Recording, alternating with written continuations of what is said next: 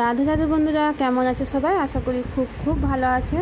আজকে হচ্ছে আমি বাড়ির বিগ্রহ কীভাবে পরিষ্কার করতে হয় সেটাই আজকে আমি তোমাদের সঙ্গে শেয়ার করছি। সবাই কিন্তু দুধ, দই, ঘি, মধু দিয়ে চরণামৃত করে বিগ্রহকে চান করায়। সেটা চান করাবে, অবশ্যই করাবে। তারপরেও এই বেসন আর একটা লেবু কেটে রসটা নিজে ভালো করে মেখে নেবে, দিয়ে অল্প একটু জল দিয়ে আর গোলাপ জল কিছু দিয়ে মেখে নেবে। তারপর দিয়ে দেবে একটা তুলসী পাতা, কেন গোপাল সোনা, রাধা মাধব, রাধারানী, কৃষ্ণ ঠাকুরকে চান করাবো, তাই তুলসী পাতা না দিলে কিন্তু হবে না।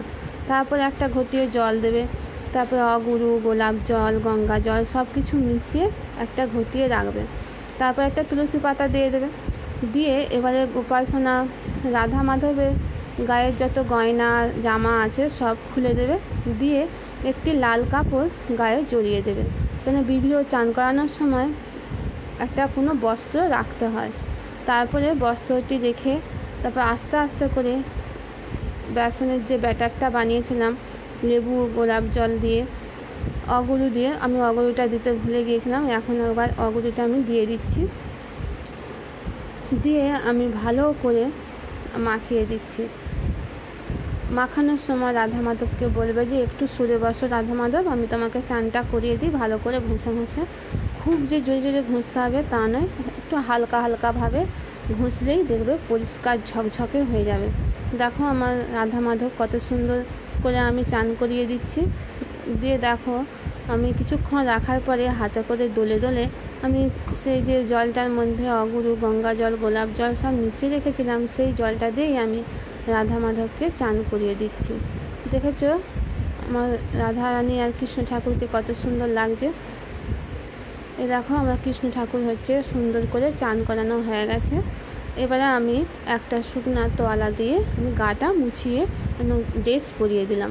তারপর রাধারানীকেও নিয়ে এলাম, রাধারানীকেও দেখো সুন্দর করে আমি বেসনটা মাখিয়ে দিচ্ছি, দিয়ে কিছুক্ষণ 5 সেকেন্ডের মতো রেখে দিয়ে একটু দোলে দোলে ঘষে দিতে হবে, দিয়ে দেবে পরিষ্কার ঝকঝকে হয়ে যাবে। তোমরা অনেকে আছো পীতাম্বর দিয়ে ঠাকুর বা বিগ্রহকে, ভগবানকে পরিষ্কার করো, এটা করা কি ঠিক? এটা করা ঠিক নয়। তোমরা বাড়িতে ওইসবভাবে পরিষ্কার না করে দেখো একবার এইভাবে লেবু আর বেসন, অগুরু, গঙ্গা জল দিয়ে চান করিয়ে দেখো কত সুন্দর পরিষ্কার ঝকঝকে হয়ে যাবে। আমার ভিডিওটা ভালো লাগলে অবশ্যই লাইক, কমেন্ট, শেয়ার করতে ভুলো না। রাধারানীকেও চান করানো হয়ে গেল, দিয়ে আমি তোয়ালা দিয়ে পুছে দিয়ে আমি তাদেরকে সাজুগুজু করিয়ে দিলাম, ভগবানকে সাজুগুজু করিয়ে দিলাম। তারপরে ভোগ নিবেদন করে আমি আরতিটাও করে নিলাম। প্রথমে ধূপ দেখাতে হয়, তারপরে প্রদীপ দেখাতে হয়।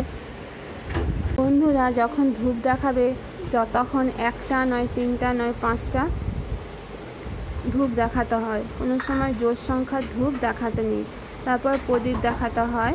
প্রদীপটা কি দিয়ে আরতি করতে হয় রাধা মাধবকে তোমাদেরকে দেখাচ্ছি। দেখো প্রথমে আমি ধূপ দিয়ে আরতি করেছি, তারপর প্রদীপ, তারপরে শঙ্খ জল, যে শঙ্খ জল থাকে ছোট্ট একটা শঙ্খের মধ্যে জল দিয়ে সেটা দিয়ে আরতি করতে হয়, তার মধ্যে অগুরু, গঙ্গা জল মিশিয়ে দিতে হয়। তারপরে নুমাল দিয়ে আরতি করতে হয়, তারপরে ফুল দিয়ে আরতি করতে হয়, তারপর চামচ দিয়ে আরতি করতে হয়, তারপরে ময়ূরের পাখা দিয়ে আরতি করতে হয়। এইভাবে কিন্তু দুবেলায় আরতি করতে হয়। একবার ভোগ আরতি করতে হয়, একবার সকালে আরতি করতে হয়, ভোরবেলায় আরতি করতে হয়, তারপরে সকালবেলায় করতে হয়, তারপরে দুপুরবেলায় করতে হয়, বিকালে করতে হয়। বিকালে শুধু একটা ধূপকাঠি দিয়ে আরতি করলেই হবে, রাতের বেলায় আরতি করতে হয়। আমার ভিডিওটা